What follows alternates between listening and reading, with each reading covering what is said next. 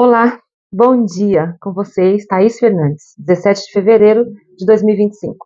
Faz tempo que eu não apareço por aqui no YouTube, foi as festas do final do ano, foram os compromissos de final de ano que se acumularam, passou janeiro para descansar, para refrescar a memória, para buscar coisas novas, para colocar tudo em ordem, né? A casa, corpo, a mente, a casa e todas as demais coisas. Mas o que importa é que nós estamos aqui para recomeçar. E nós paramos numa série de vídeos sobre a celebração das disciplinas, sobre as disciplinas espirituais. Quem está comigo aqui há mais tempo, quem tem acompanhado essa série, vai se lembrar que nós estávamos falando sobre a celebração da disciplina, que é o caminho para o crescimento espiritual. E você que está chegando aqui agora no canal, seja muito bem-vindo. Este é um canal onde nós compartilhamos leituras, né? Compartilhamos aquilo que eu aprendi nas minhas leituras, para que você também possa, junto comigo, aprender. Isso para o seu crescimento espiritual e, consequentemente, para o crescimento, para o seu desenvolvimento pessoal em todos os aspectos da vida. Porque o que a gente sempre diz aqui no canal é que para que todas as outras coisas desenvolvam na nossa vida, para que haja desenvolvimento intelectual, emocional, consciência, conhecimento do seu corpo, da prática disso ou daquilo, tudo tem base, tudo começa, tudo origina no meu crescimento espiritual, no meu conhecimento bíblico.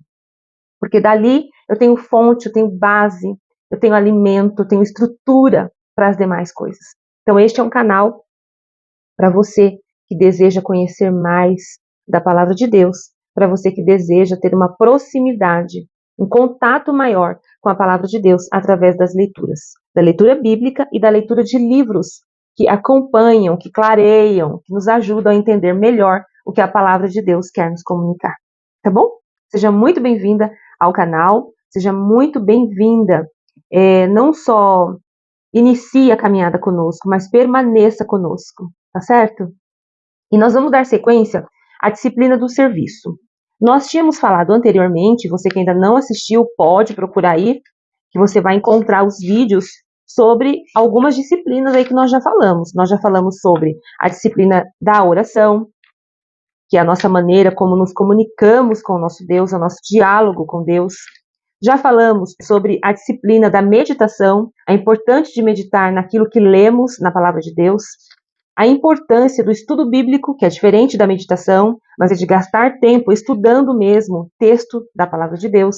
Já falamos também sobre a disciplina do jejum, a importância de não só ficar sem comer, mas de alimentar a nossa alma daquilo que é mais importante do que pão, né? Falamos também da disciplina da simplicidade, o que é ser simples, né? Isso já se trata de disciplinas externas, disciplina do que as pessoas vão ver, do que está relacionado à maneira como nos relacionamos com as pessoas. Já falamos sobre a disciplina da solitude, o prazer de estar em silêncio para ouvir a voz interior, para ouvir a voz do Espírito Santo que habita em nós. E agora nós vamos falar sobre a disciplina do serviço. O que nós temos para aprender sobre a disciplina do serviço? E tem uma frase aqui muito legal do Bernardo de Claraval. E ele diz bem assim: aprenda a lição de que se tiver de fazer o trabalho de um profeta, você não precisa de um cetro, mas de uma enxada. Ou seja, nós vamos falar de mão na massa. Nós vamos falar da disciplina de servir, de trabalhar, o que é isso, como se faz, de que maneira, quem eu agrado quando eu faço isso, o que eu deixo de fazer ou eu faço, tá certo? E como eu sempre falo nos meus vídeos, eu vou dizer novamente, vocês vão me ver aqui olhando para todos os lados, para o lado, para baixo, por quê? A mesa tá cheia de ferramenta aqui, tá, gente? A mesa tem o livro que eu já mostrei para vocês, tem Bíblia, tem o meu notebook aqui na minha frente, com o meu rascunho e meu roteiro, tem lápis, tem caneta, tem giz, tem tudo aqui, gente. Então vocês vão me ver olhando para todos os lados. Não se incomode com isso, tá? Porque é ao vivo, é vídeo, é vida na vida. Tá acontecendo agora, é real, tá certo? Então vamos lá. Assim como a cruz, ela é símbolo da submissão, a cruz de Jesus se tornou símbolo da sua submissão a Deus, de um plano maior que é a vontade do Pai. Assim, a toalha é o símbolo do serviço. E nós vamos entender por que a toalha é símbolo do serviço. Antes da gente continuar aqui, eu quero orar. Eu quero orar com você que está me assistindo nesse momento e pedir a Deus que o seu coração esteja disponível para aprender mais a respeito deste assunto tão importante, que é como devemos servir, tá bom? Senhor, eu quero te agradecer por esse momento de estar junto com essa pessoa que me assiste. Ela pode não estar agora, neste exato momento em que eu estou gravando o vídeo, mas em algum momento ela terá contato com este vídeo, com essa palavra. E que seu coração esteja disponível para aprender acerca do que é te servir, que seu coração esteja disponível, esteja sincero, esteja rasgado, esteja pronto para então ser semeado com essa palavra. Para que então o seu coração seja confrontado, para que seu coração seja tratado, para que seu coração seja exposto à verdade e então transformado para a glória e para a honra do teu nome. E assim nós possamos nos tornar verdadeiros adoradores, que te adoram em espírito e em verdade e que te servem com todo o coração, a fim de agradar ao Senhor. Em nome de Jesus é o que eu peço, confiando que o Senhor é poderoso para nos ouvir. Amém. Em João capítulo 13, quando a gente lê um texto lá de João capítulo 13, Jesus está lavando os pés dos seus discípulos. Antes de eles fazerem refeições, os judeus tinham o hábito de lavar os pés. Por quê? Porque eles vinham de uma longa caminhada, né? Quando eles chegavam numa casa, eles estavam vindo de uma longa caminhada.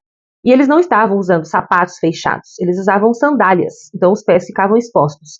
E eles também não estavam andando numa estrada asfaltada ou de carro, eles estavam andando a pé numa estrada empoeirada, né? Estrada de chão mesmo, de poeira, de terra, então os pés chegavam sujos.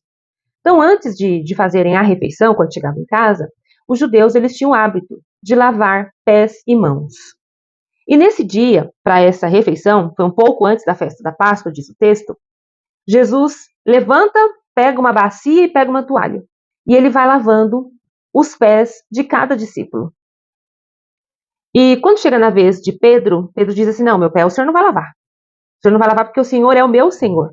E ele só respondeu assim para Pedro, se você não deixar eu lavar o seu pé, você não tem parte comigo. Depois eu vou explicar para vocês o que está acontecendo aqui, Jesus disse para eles. E depois que Jesus acaba de lavar os pés, ele põe lá a bacia de volta, põe lá a toalha de volta, ele explica que ele é chamado, ele é considerado por eles como mestre e senhor. E é exatamente por ser senhor que ele vai servir. E aí eu vou ler para vocês o texto bíblico na íntegra, tá bom? Que é o versículo 12 do capítulo 13. Quando terminou de lavar-lhe os pés, Jesus tornou a vestir a sua capa e voltou ao seu lugar.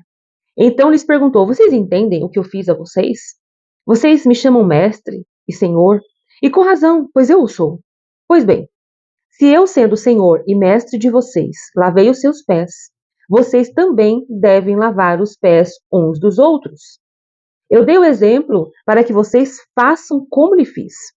Digo verdadeiramente que nenhum escravo é maior do que o seu senhor, como também nenhum mensageiro é maior do que aquele que o enviou.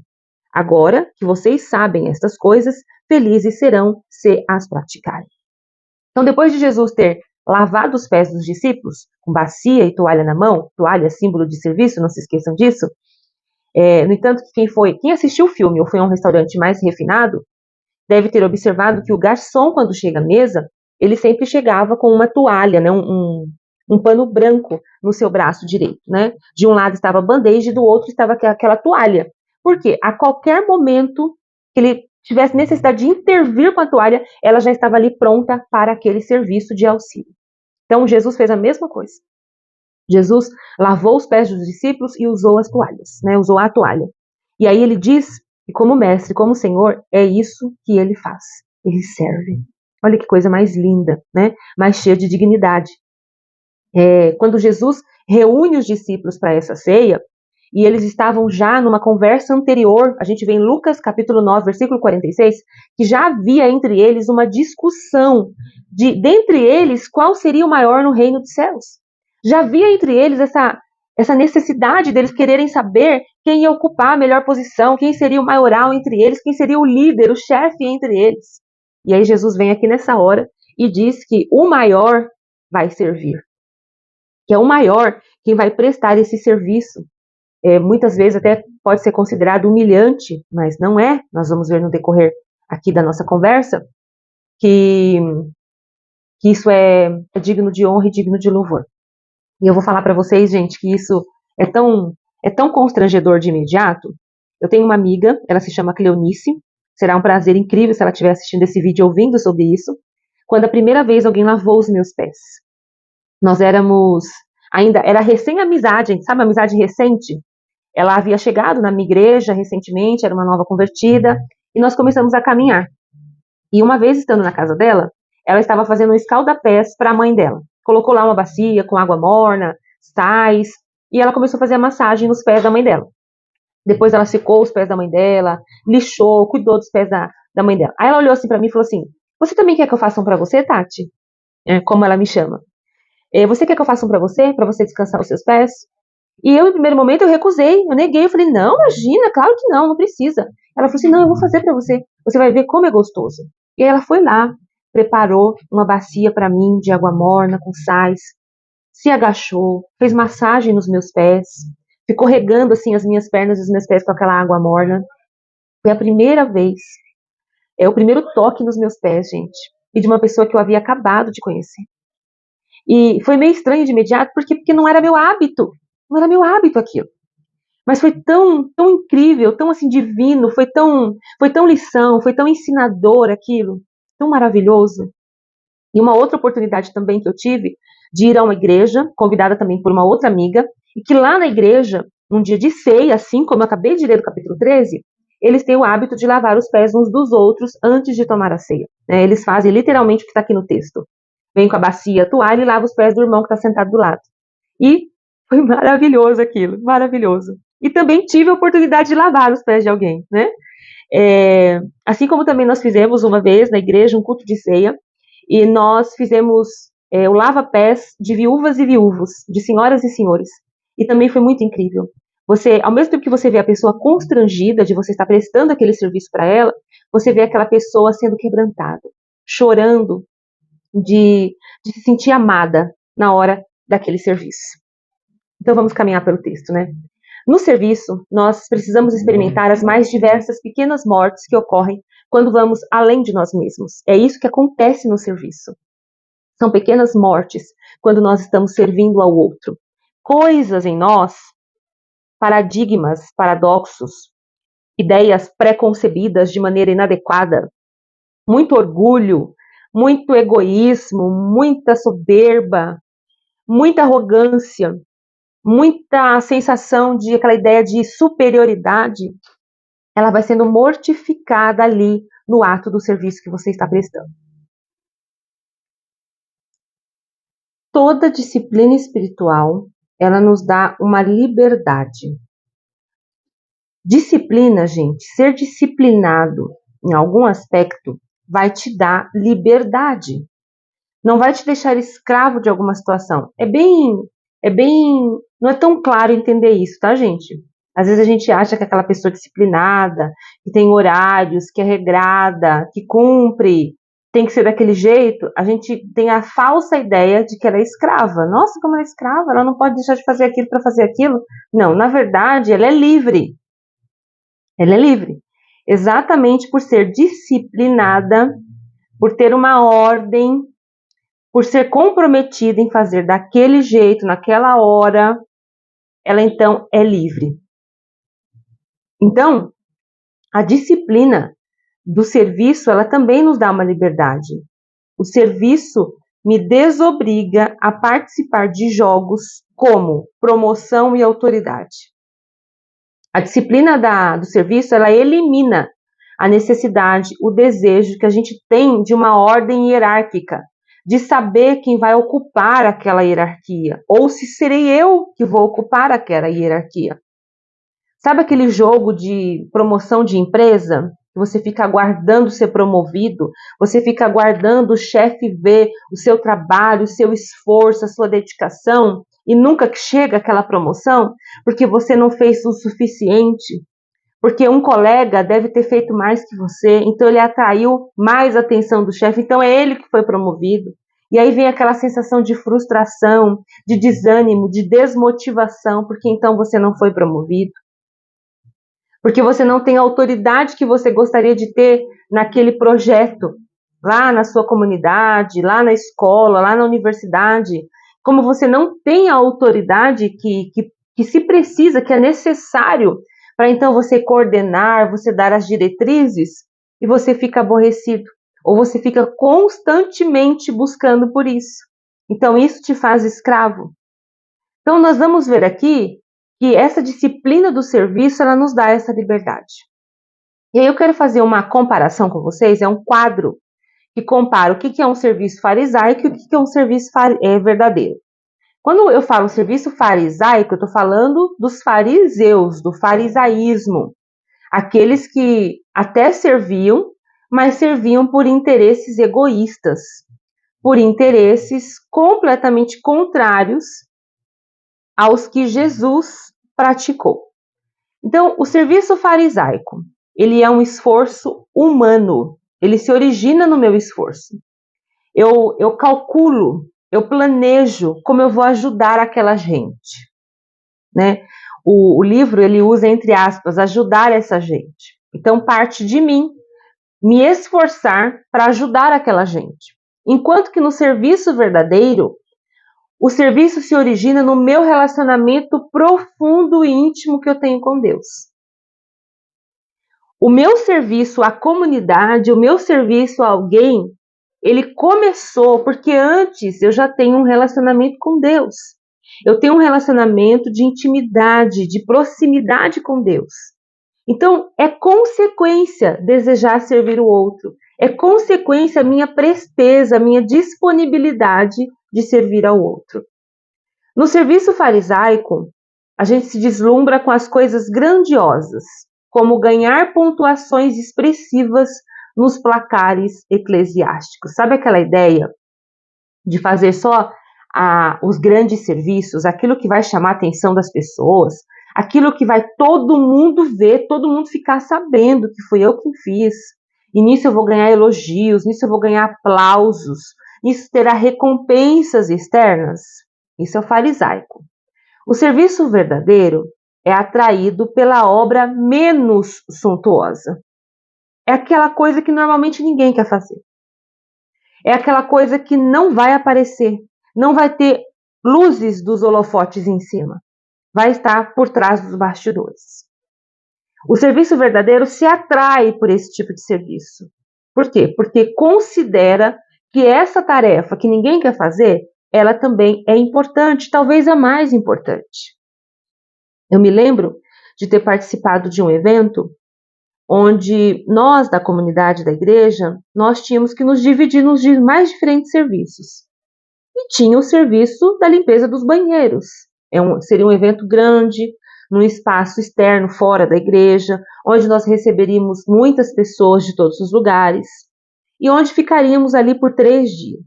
Então, obviamente, que a limpeza do banheiro era também muito importante. E a minoria das pessoas escolhiam o serviço do banheiro. A minoria das pessoas escolhiam o serviço de ficar longe dos holofotes. E principalmente um serviço que vai lidar com sujeira. Só que tão importante quanto a recepção, tão importante quanto quem vai ministrar o estudo, tão importante quanto quem vai preparar a comida e arrumar a mesa, é a limpeza do banheiro. Você imagina, você ficar 3 dias num local de um evento, onde quando você vai ao banheiro, o banheiro está sujo, está mal cheiroso, ou está faltando papel higiênico, está faltando sabonete para você lavar a mão. Talvez a gente nem pare para pensar que existe alguém fazendo esse serviço. Ou só lembra que não está sendo feito serviço quando falta sabonete, quando falta papel, quando não der a descarga. Então, o serviço menos importante, o serviço que você considera, que você nem considera, na verdade, ele é tão importante quanto aquele que aparece. Serviço farisaico. Extrema preocupação com os resultados. Eu fico até amargurada quando não tem retorno ou quando o retorno do serviço que eu prestei está abaixo das minhas expectativas. Isso é serviço farisaico. O serviço verdadeiro, ele tem deleite no serviço. Ele fica feliz, ele se sente bem realizando o serviço. Ele não está esperando recompensa. Ele não está esperando resultado. para ficar então feliz. Não, ele já experimenta o prazer no processo, durante, e não só lá ao final. Sabe aquela sensação de quando a gente faz uma faxina na casa e a gente fica feliz demais que a gente concluiu aquilo? Que a gente jogou fora o que não presta, que a gente separou o que vai doar, que a gente limpou o armário e ele ficou até mais claro porque você tirou um monte de tralha. E depois no final a gente não fica com aquela sensação de felicidade? A sensação do verdadeiro serviço, ela já acontece, a sensação do bem-estar, ela já acontece no processo, enquanto você ainda está limpando, enquanto você ainda está destralhando, certo? O serviço farisaico, ele escolhe a quem servir. O verdadeiro serve a todos, sem discriminação. O serviço farisaico, ele é afetado pelos humores e caprichos, por humores e caprichos. Vai depender do meu humor, se eu estou bem ou mal-humorada. Vai depender se eu quero ou não quero hoje. Esse é o serviço farisaico. Só que o serviço verdadeiro, ele não pode depender do meu humor, gente. As pessoas que vão ser servidas, elas não podem depender do meu humor. Isso já é um estilo de vida, brota espontaneamente. Eu ouço com ternura, com paciência e já procuro agir. E ministro esse serviço de modo simples. Ministro esse serviço de modo fiel. Por quê? Porque existe uma real necessidade. É considerar o outro. É considerar a quem eu estou servindo. E outra coisa, gente, a gente não serve do nosso jeito. A gente não serve o outro como eu quero.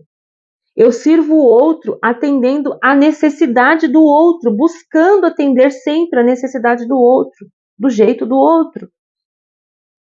O serviço farisaico, ele é temporário, ele é insensível. Ele não quer saber se o que você está fazendo naquela hora está de fato deixando o outro confortável, não está deixando o outro exposto, vulnerável, mas que você também esteja protegendo. Não, o serviço farisaico não pensa nisso. E o serviço farisaico também causa rupturas na comunidade. Ele causa divisões. Né? O grupo A faz aquilo, o grupo B faz aquilo, mas esse aqui, eu chamo esse pessoal aqui porque esse pessoal aqui faz melhor. Essa aqui é a minha galera. E eu não estou falando de divisões técnicas para o melhor andamento das coisas. Eu estou falando de divisão de se acharem um melhor que os outros. Ou de querer mais notoriedade que outros. Enquanto que o serviço verdadeiro edifica a comunidade. Atrai, ajunta, cura, edifica. O serviço verdadeiro, ele não é para causar divisões, para causar discórdias, desentendimentos entre aqueles que estão servindo. Ao contrário, é para somar forças, porque juntos somos melhores, juntos podemos fazer mais, juntos somos melhores. Nada como o serviço para disciplinar os desejos desordenados da carne. E nada como servir longe dos holofotes para transformar os desejos da nossa carne. Gente, a carne, ela quer glória. A carne quer louvor. A carne quer elogio. A carne quer ser reconhecida. Nós somos assim. Todos nós somos assim. Nós queremos reconhecimento. Nós queremos colher resultados daquilo que eu fiz. A gente quer troca, a gente quer retribuição, a gente quer barganhar. Poxa vida, ele nem se lembra do que eu fiz para ele no passado. Nem lembra que fui eu que emprestei aquele dinheiro, que dei aquele dinheiro para ele, que socorri ele naquela hora que ele mais precisava, que fui eu que dei carona, que fui eu que me propus e fui lá levar. Ele nem lembra disso. O serviço é a disciplina que vai pôr em ordem todos esses desejos da nossa carne, que vai colocar em ordem, vai transformar, na verdade, vai transformar tudo isso que não é para ser, que não é para estar, sabe? E a carne, ela fica contrariada na hora do serviço, ela berra, ela se contorce, buscando honra. Mas por que que eu tô aqui lavando o banheiro enquanto o outro tá lá abraçando quem chega cheiroso e perfumado? Por que que eu tô aqui varrendo o chão se eu poderia estar lá fazendo a comida? Porque eu sei muito bem cozinhar. Por que que eu tô aqui dobrando toalhas na lavanderia, dobrando toalhas, pondo roupa no varal, enquanto que eu poderia estar ministrando lá para as crianças, ministrando as mulheres? Então é a disciplina do serviço que vai nos colocar no devido lugar, sabendo que todas essas coisas são importantes. Todas são importantes e necessárias. E o serviço tem muito a ver com humildade. A graça da humildade, ela penetra na nossa vida por meio da disciplina do serviço. A humildade é uma das virtudes que nunca é adquirida enquanto a gente busca. Não se busca humildade. A gente não vai adquirir humildade buscando. Ela vai acontecer à medida que eu busco outras coisas. Por exemplo, a disciplina do serviço, a disciplina do jejum, a disciplina da solitude. Pensar que possuímos a humildade já é evidência segura de que você não a tem. Sabe aquela gente que fala assim, ó, porque eu sou humilde? Porque eu sou humilde o bastante? Já falou isso, você já sabe que ela não é. Por esse motivo, a maioria de nós pressupõe que não há nada que se possa fazer para adquirir essa apreciada virtude cristã. Todavia, existe uma coisa que podemos fazer. Entre todas as disciplinas clássicas, as que eu já citei aqui, que tem vídeo, as que ainda virão, o serviço é a que mais tende a promover o desenvolvimento da humildade. Então, se você reconhece que você é alguém que precisa se desenvolver na humildade, o caminho é a disciplina do serviço, é aprender a servir, é escolher servir. Se nos recusarmos a ceder ao desejo ardente da carne, então nós estaremos crucificando esse desejo. Cada vez que a gente crucifica a carne, a gente crucifica o orgulho e a arrogância, que é o que a carne gosta. 1 João, capítulo 2, versículo 16, diz assim: pois tudo que há no mundo, ou seja, a cobiça da carne, a cobiça dos olhos e a ostentação dos bens, não provém do Pai, mas do mundo, da carne. Nós temos dificuldades de entender a força desse texto que eu acabei de ler. Por quê? Porque quando a gente fala cobiça da carne, cobiça dos olhos, a gente já tende a interpretar esse texto para pecados na área sexual. Mas essa passagem que eu acabei de ler, esse texto, ele não está exclusivamente tratando de pecado sexual. Por exemplo, cobiça da carne. Refere-se ao quê? Refere-se ao fracasso em disciplinar as paixões humanas naturais. Por exemplo, a gula é uma cobiça da carne. É o meu fracasso espiritual diante de uma paixão humana natural. Porque comer é uma condição humana natural. Desejar comer é uma condição natural. Só que exagerar, tornar isso de forma exagerada, fazer com que isso reine no meu dia, eu preciso comer, eu preciso fazer a próxima refeição, eu tô com fome, mas não tô, mas eu preciso comer, eu quero comer, eu tô alegre, então por isso eu vou comer, então eu tô muito triste, por isso eu vou comer. Comer é natural, é legítimo, mas comer com gula, comer excessivamente, é o meu fracasso, é o meu pecado em disciplinar essa paixão humana natural. Então, é cobiça da carne. Cobiça dos olhos não diz respeito apenas a você estar olhando o que é do outro, mas é a tendência de ficar cativo por aquilo que foi exibido exteriormente. É o desejar o que foi exibido. E ostentação dos bens é um egoísmo pretensioso. Então, esse é um texto muito mais amplo, tem uma força muito maior, abrange aspectos muito maiores na nossa vida. E isso é a carne em ação, gente. É a carne em ação total. E quando a carne está em ação, ela é inimiga mortal da humildade. Por quê? Porque a gente acha que a gente merece. Eu mereço comer aquilo. Eu mereço comprar aquilo. Eu mereço ter aquela bolsa cara. Eu preciso ter, porque eu trabalho para isso. Porque eu posso. Aonde está a humildade nessa fala? Não tem humildade nessa fala. Tem o quê? Tem egoísmo, tem arrogância, tem soberba. É necessário a mais rigorosa disciplina todos os dias para a gente colocar tais práticas em xeque. A carne precisa atender à dolorosa lição de que não possui nenhum direito que lhe seja próprio. Sabe aquela coisa assim, eu tenho esse desejo, eu mereço realizar esse desejo? Não, não é assim que funciona. Um conselho de William Law para quem deseja ser humilde.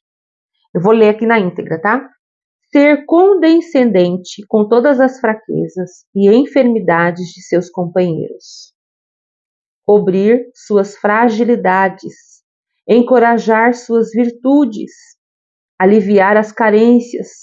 Ter júbilo na prosperidade deles. Compadecer-se de suas aflições. Acolher a amizade deles. Relevar suas indelicadezas. Perdoar-lhes a malícia. Servir aos servos e dignar-se aos ofícios mais humildes da humanidade. Isso é um conselho que William Law deixou para quem deseja ser humilde. Depois eu vou até digitar esse trecho e vou deixar nos comentários fixado, tá bom? Caso você queira escrever e deixar assim num lugar bem visível, onde você bote os olhos todos os dias, para que esse texto fique interno em você. A consequência de servir será a graça da humildade.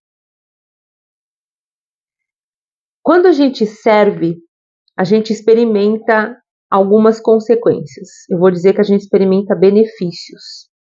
Benefícios para a nossa alma, benefícios para o nosso espírito. E eu vou falar para vocês aqui alguns desses benefícios. O nosso ânimo é revigorado e a gente experimenta uma alegria em viver extraordinária. Quando eu escolho servir, quando eu estou lá servindo, quando terminei o meu serviço, eu não tenho aquela sensação de cansaço. Eu tenho a sensação que o meu ânimo foi revigorado. Eu me sinto alegre. É uma alegria, gente, inexplicável, tá? Não dá nem para comparar com a alegria de ter ganhado um presente, com a alegria de ter viajado, de ter passado férias num lugar muito bacana. Não. É a alegria da vida. É a alegria de você estar viva. É de dentro, tá? A sensação de confiança vai marcar as suas atividades. Você se torna mais confiante naquilo que você executou à medida que mais você serve. O renovo de uma paz que nunca se afoba. A pessoa que presta o serviço, que serve outros, ela experimenta uma paz de uma forma tão extraordinária que ela nunca vai ficar afobada, apressada, desesperada para acabar ali aquela missão, para cumprir ali aquele trabalho. Não, ela está cheia de paz. O olhar de compaixão às pessoas de quem tínhamos inveja, pois não veremos apenas a posição que aquelas pessoas ocupam, mas também o sofrimento que elas experimentam por estar naquela posição. Se você é daquelas pessoas que deseja a posição de alguém, se você é daquelas pessoas que olha para os seus líderes, seja no trabalho, seja no ministério, seja na comunidade em que você faz parte, você deseja estar lá liderando, se eu estivesse no lugar dele, eu faria daquele jeito, porque se eu estivesse lá, seria melhor. Se você tem esse desejo dentro de você, e você então começa a servir, essa postura vai mudar totalmente. Você vai passar a olhar para essa pessoa com compaixão, porque você vai entender que ela está ocupando aquele lugar de liderança que você acha que é privilégio, que você acha que é ostentação, mas você vai passar a entender que ocupar aquela posição de liderança também causa àquela pessoa sofrimentos. Você vai entender que o seu pastor, ele sofre. Você vai entender que o seu chefe, que o seu líder no trabalho também é pressionado, também é cobrado. Também tem os seus sofrimentos, seus apertos. Você vai olhar compassivamente para as suas lideranças. A pessoa que serve, ela enxergará as pessoas que antes ela nem fazia caso dessas pessoas. E vai descobrir que são pessoas encantadoras. Gente, tem gente que trabalha 10 anos no mesmo lugar e ela nunca viu, ela nunca encarou o porteiro por quem ela passa todos os dias. A moça ou o moço que varre o chão que ela pisa, que limpa o banheiro que ela usa. Aquelas empresas que têm ônibus fretado, tem gente que entra de manhã para vir para o trabalho, entra de tarde para voltar para casa e não é capaz de dar bom dia e boa tarde para o motorista que está conduzindo aquele ônibus.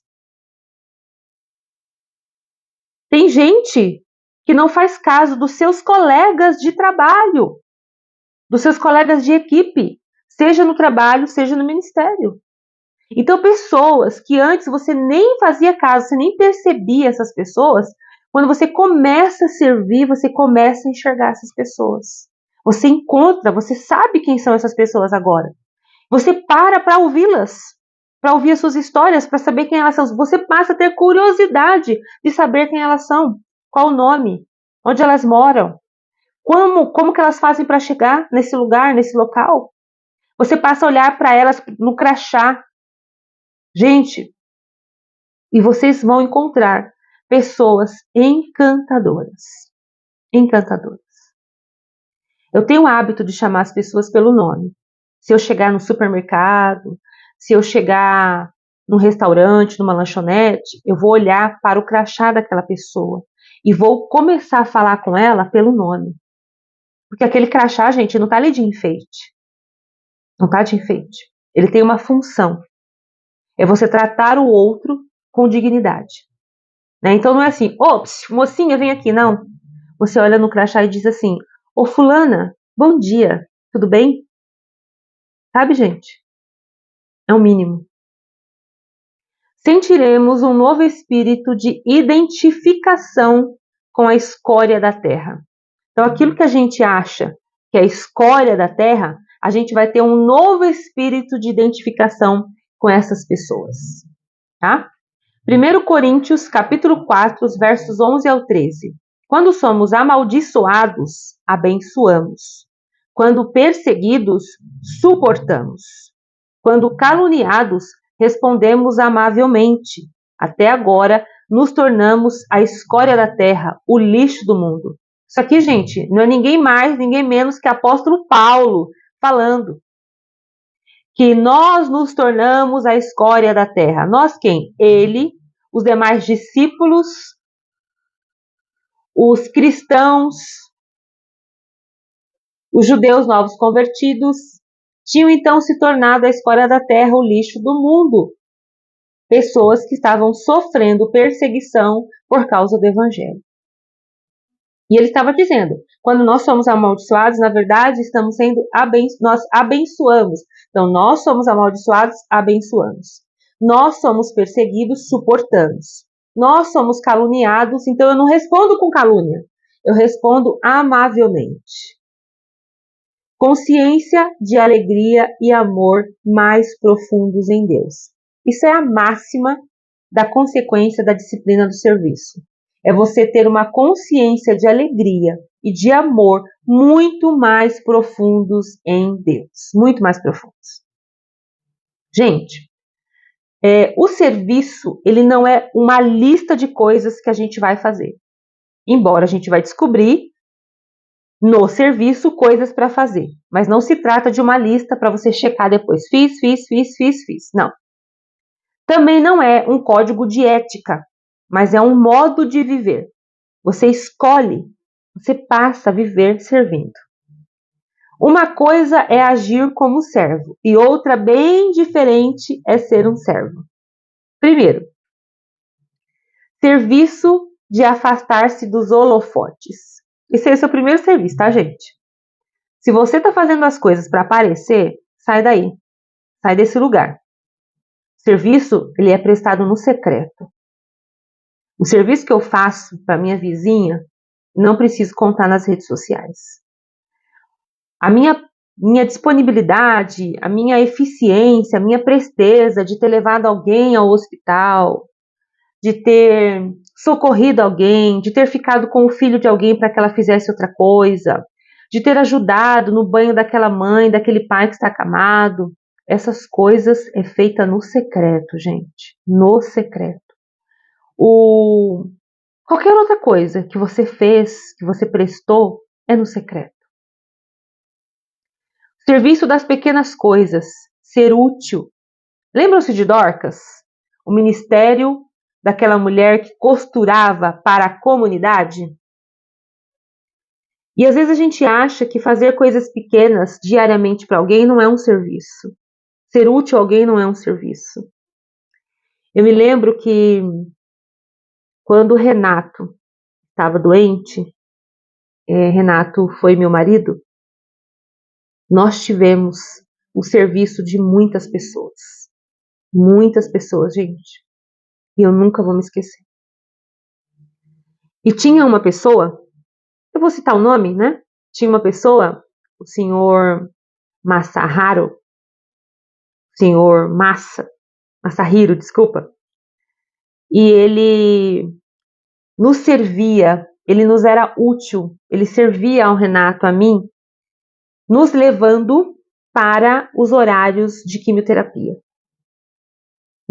Minha mãe fez isso algumas vezes e ele fez quando a gente precisou ir para mais longe. Então, eram 5 dias de quimioterapia. Os 5 dias, o carro parava na porta da nossa casa para nos levar para o hospital lá em Mogi. E lá ele ficava do lado de fora, aguardando o término de todo o procedimento, para então ele retornar com a gente para a nossa casa. E aí, ele poderia pensar assim, quanta coisa eu poderia estar fazendo enquanto eu estou aqui parado dentro de um carro esperando. Gente, ele escolheu ser útil na hora da necessidade. Então não pense você que isso é pequena coisa, que isso é inútil, não vale a pena, você não está fazendo nada ou que você está perdendo o seu tempo. Não, isso é útil, isso é serviço. Então se você já faz isso, continue fazendo, tá? Serviço de proteger a reputação alheia, refrear a sua língua, proteger a reputação do outro. Isso é um serviço profundo e duradouro. Quando alguém chegar até você para falar de Bertrano, refreia a sua língua, refreia a língua do outro também. Gente, quando a gente escolhe não falar do outro, quando a gente escolhe não alimentar aquela conversa, você também está refreando a língua do outro. Que o outro vai ficar sem graça e ele vai falar assim, bom, aqui eu já vi que não tem vez, não dá para continuar. Então, quando o outro vier falar com você mal, expor a fraqueza, a nudez, o ponto fraco de alguma pessoa, algo que ela cometeu, algo que ela falou, deixou de fazer, algo que foi ruim, que foi desconfortável, não alimente essa conversa. Refreie, pare ali. Proteja a reputação dessa pessoa, né? Você pode até dizer assim, gente, você pode até falar assim, fulano, vamos deixar esse assunto para lá? Não é legal a gente ficar falando sobre isso, não é legal a gente ficar compartilhando isso, levando isso para mais pessoas. Gente, pessoas que não viram o fato, pessoas que não participaram daquela história, não precisa saber que aquela pessoa cometeu aquele deslize. Não precisa saber. Isso é você proteger a reputação dela. Isso é você proteger o outro. Isso é um serviço, gente. Acredita que isso é um serviço? A mesma coisa você ficar falando de alguém que a pessoa nem conheceu ainda. Ou você pegar e falar do seu marido para sua família. Gente, não faça isso. Nem maridos falar da sua esposa para a família dele. Quem está dentro da casa com você é ele ou ela. Não é o pai, a mãe, a sogra, o sogro, a irmã, o cunhado. Então quem viu, quem está vendo a falha é você. Você não precisa jogar pela janela. Guarde, proteja a reputação dessa pessoa. O serviço de ser servido é o que Jesus fez, lavando os pés dos discípulos. O serviço de ser servido, o aceitar ser servido, precisa ser aprendido, gente. Nós temos dificuldades de sermos servidos. Existe um orgulho tão grande dentro de nós que tem pessoas que têm dificuldade de receber favores, tem pessoas que têm dificuldade de receber um mimo, de receber um presente, de receber um carinho. Tem pessoas que têm dificuldade de ser tratado com gentileza. É orgulho, e é um orgulho dissimulado, com uma capa de, às vezes, falsa modéstia.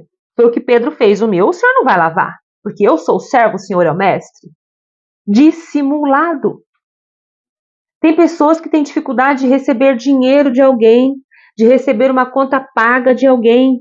É orgulho. Nós precisamos aprender a aceitar sermos servidas. Serviço da gentileza comum. Como vai você? Muito obrigado pelo que você fez. Eu costumo entrar nos banheiros, né? Eu tinha hábito disso porque eu estava no metrô e no trem todos os dias, em distâncias longas, em períodos longos. Então eu tinha necessidade de usar o banheiro da estação e usar o banheiro da estação. Eu encontrava o banheiro da estação cheiroso, perfumado, com papel higiênico lá disponibilizado. E a moça que limpava, a moça responsável da limpeza, ela sempre estava ali no balcão. Então eu chegava e dizia assim para ela: boa tarde, boa noite, como vai? E quando eu usava o banheiro, eu saía e falava assim: muito obrigada por ter deixado o banheiro tão limpinho, tão cheiroso. A maioria das pessoas não faz isso, tá, gente? Mas isso é gentileza. Isso é serviço da gentileza. Assim como o açougueiro que cortou a carne que você pediu. Assim como a moça diarista lá da sua casa que foi fazer a faxina na sua casa aquela semana. Assim como o rapaz que lavou o seu carro, que aspirou o seu carro. É gentileza. Até nas mensagens do WhatsApp. Tem gente que já começa, né, a falar sem dar bom dia, boa tarde, ou sem perguntar como vai você. E quando você diz assim, ó, oi, tudo bem? É genérico. Parece que você não quer nem saber da pessoa. E a pessoa, obviamente, que ela vai falar tudo. Agora, quando você fala assim, olá, bom dia, como você está? Muda, gente, muda o tom da coisa. Você está mostrando que você está se importando, você quer saber como ela está. Tá bem, tá mal, tá sentindo dor, não tá em apuros, precisa de ajuda. Como você está? Você está dando até mesmo a oportunidade da pessoa falar das suas dores, das suas necessidades. Isso é o serviço da gentileza. Serviço da hospitalidade. Ser hospitaleiro não é o que você tem para servir, mas a oportunidade de ficar junto e compartilhar. Eu sempre tive dificuldades com isso, tá, gente? De receber as pessoas na minha casa. Sempre tive dificuldade para receber pessoas em casa. Porque na minha cabeça, eu tinha que ter a melhor casa, eu tinha que ter a melhor comida, a melhor toalha para pôr na mesa, um prato gostoso, uma comida excelente. Eu tinha que ter espaço, banheiro bonito. Eu precisava ter a melhor casa para receber as pessoas, para hospedar as pessoas na minha casa. Só que hospitalidade, o serviço da hospitalidade, de você ser um hóspede, não, um anfitrião por excelência, não é o que você tem para dar, mas é o tempo que você dá. É a oportunidade que você está dando àquela pessoa de ficar com ela, de estar junto dela, de compartilhar a vida com ela. Tem casas, né? Tem pessoas, famílias que recebem missionários em casa. E você oferecer uma cama limpa e uma comida quente é bênção na vida daquele missionário. É alívio, é tranquilidade na vida daquele missionário. Você poder dar um mimo para o missionário não é nem só hospitalidade, mas também é o serviço da gentileza. Gente, tem missionário nordestino, por exemplo, que está servindo lá no sul. Ele não vai encontrar lá no sul as mesmas comidas que ele come no Nordeste. Então, quando você tem esse mimo nordestino e você oferece a esse missionário, é um mimo, é um presente, é um cuidado, é uma hospitalidade. A mesma coisa acontece o contrário. Às vezes você está com missionário do sul lá no Nordeste, aonde ele não vai encontrar lá no Norte e no Nordeste o que ele está acostumado, o que ele gosta aqui no Sul. E que você pode se lembrar disso. E você pode deixá-lo feliz. Me lembrei agora da viagem missionária que eu fiz no ano passado. Viviane, Tanise, se estiverem me ouvindo, elas são do Sul, né? Elas são do Rio Grande do Sul. Mas elas estavam servindo como missionárias no Pernambuco. Viviane no sertão, no agreste do Pernambuco. Então a Tanise trouxe para ela, levou para ela um chimarrão, coisa que ela não encontra no sertão do Nordeste. E aquilo foi uma felicidade enorme, que elas celebraram algum momento lá à noite para tomarem chimarrão. Então entendem que isso alegra, isso renova o ânimo do outro? A mesma coisa, um mineiro desejar um queijo no lugar onde não tem, né? E assim vai, gente. Então, hospitalidade é você dar a oportunidade de estar junto com aquela pessoa e de compartilhar a vida com ela. De orarem juntas, de contarem coisas diversas, né? De saberem um do outro. É isso. O serviço de escutar. O começo do amor é aprender a ouvir os outros. Ouvir aquieta e disciplina a nossa mente para ouvir a Deus. Gente, todo relacionamento de amor, na verdade, todo relacionamento, ele vai iniciar na escuta, né? Para você saber que serviço você vai executar, você tem que escutar quem está te orientando. Para você fazer a prova, você tem que escutar a professora que vai te orientar como fazer aquela prova. Se você vai ouvir um conselho de alguém, vai começar na escuta.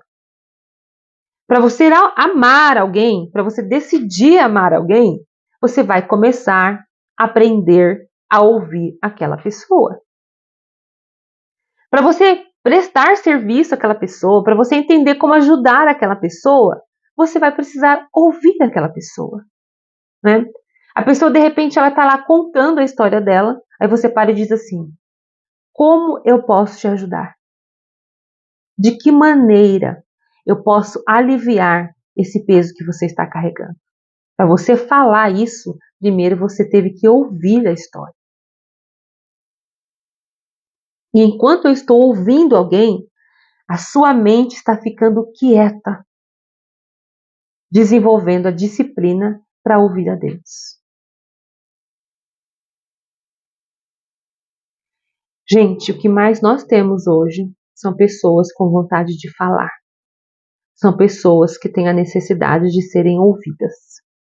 Pode reparar, gente. As pessoas começam a conversar com você, elas não fazem perguntas a teu respeito. Elas não querem saber de você, elas querem falar das suas dores, dos seus problemas, das suas queixas. E elas falam de forma desmedida. Elas falam. Elas não querem saber se você é íntimo dela ou não. Elas falam, elas contam da vida delas. E você prestar esse serviço de escuta é serviço, é disciplina do serviço. É aquela escuta, gente, empática, atenciosa, tá? Não é aquela coisa que, eu tô fingindo que eu tô escutando. Não, você tá escutando. Você tá dando atenção, é uma escuta afetiva. O serviço de carregar as cargas uns dos outros. Sabe aquele versículo assim, chorar com os que choram? É isso. Carregar os pesos uns dos outros. Ajudar na labuta uns dos outros. Às vezes a sua vizinha tem 5 filhos e acabou de chegar o 6º. Ao invés de você murmurar, puxa, a vida também só faz filho, vai lá, bate na porta e ajuda ela. Ajuda. Em que posso te ajudar? Porque às vezes a gente está vendo as crianças chorarem ao mesmo tempo, né? Então, em que posso ajudar você? Você quer que eu adiante alguma coisa aqui na sua casa? Quer que eu pego a roupa para lavar? Em que eu posso te ajudar? Às vezes é uma idosa que tem dificuldade de ir ao mercado, tem dificuldade de descer as escadas, e você sai com o carro para lá e para lá todos os dias. Então você pode combinar com ela. Eu posso ajudar a senhora? Posso te dar carona ou a senhora quer que eu passe no mercado e faça as suas compras? É uma forma de ajudar a gente. Você vai conhecer aí em seu entorno quem precisa da sua ajuda e como você pode ajudar a carregar as cargas do outro. O serviço de compartilhar as palavras de vida. Gente, eu achei lindo esse serviço. Achei lindo. Achei lindo saber que eu posso servir ao outro compartilhando com ele palavra de vida. Compartilhando com ele palavras que te dão encorajamento, palavras que te ensinam, palavras que vão te fazer refletir, então gerar em você transformação. Fiquei feliz demais de saber que compartilhar palavra de vida, palavra de vida, palavra de Deus, Bíblia, é um serviço. É um serviço. Talvez você não tenha o mesmo tempo, a mesma disponibilidade ou o mesmo prazer que eu tenho de estar lendo livros. Mas eu venho aqui compartilhar e você tem a disponibilidade de ouvir. Então, saber o que está escrito naquele livro, saber do que se trata, aprender sobre aquilo. E aprender é libertador, né? Ter conhecimento sobre é libertador. É bênção. E servir com palavras de vida, compartilhando vida, é maravilhoso. E você também pode fazer isso.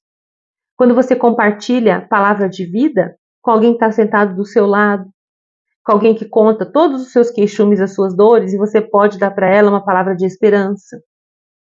Isso é serviço. Então, não fique calada, não se omita quando você tem uma palavra de vida para comunicar. E às vezes você fala assim, é besteira isso que eu estou pensando, eu não vou falar isso não. Isso não vai influenciar em nada. Vai. Você lança a semente da palavra e o Espírito Santo completa a obra no coração, nos ouvidos, na mente de quem recebeu. Então, que você escolha começar o seu dia orando assim. Senhor Jesus, da forma que te agradar, envia hoje a mim alguém a quem eu possa servir. É uma oração que precisa ter coragem, mas seja corajoso. Seja corajosa. Escolha fazer essa oração da forma que te agradar, não é da forma que agradar a Deus, não que te agradar. Senhor Jesus, da forma que te agradar, envia hoje a mim alguém a quem eu possa servir. Pode ser que esse alguém bata na sua porta, pode ser que alguém manda uma mensagem pedindo socorro, pode ser que você encontre essa pessoa no farol, pode ser que você encontre essa pessoa lá no consultório enquanto você está esperando ser chamada. Fique atenta à oportunidade de servir a alguém e de experimentar os benefícios da disciplina do serviço, de agradar a Deus servindo. Gente, quando a gente fala assim, eu sirvo a Deus, a única maneira de servir a Deus é servindo pessoas. Não tem outro jeito. A adoração você presta a Deus com louvor, com seu louvor, com o seu tempo, na presença dele, buscando intimidade. Mas servir, prestar serviço a Deus, é só servindo pessoas. Porque não tem nada que Deus precise que você faça para ele. Deus não tem necessidade de você lavar os pés dele. Deus não tem necessidade de você levar ele a algum lugar. Deus não tem necessidade de você preparar algo para ele comer. Deus não tem necessidade de você socorrer ele em nada. Não, porque ele é Deus. Ele é suficiente em si mesmo. Mas quando eu escolho, quando eu sirvo outras pessoas, quando eu me coloco na beira do leito do enfermo, quando eu me disponho a socorrer, a dividir a carga, o peso com outra pessoa, tá até torta, de tanto peso que ela está levando, quando eu escolho ajudá-la, eu estou servindo a Deus. A gente possa escolher servir a Deus, servir as pessoas todos os dias. Um grande abraço e até a próxima segunda-feira com outra disciplina para a gente aprender. Então nós temos uma semana para desejar, para nos desprendermos de nós e servir o outro. Até a próxima disciplina. Gente, isso se torna hábito, que a partir do momento que você experimentar os benefícios, é um caminho sem volta. Um abraço e até a próxima.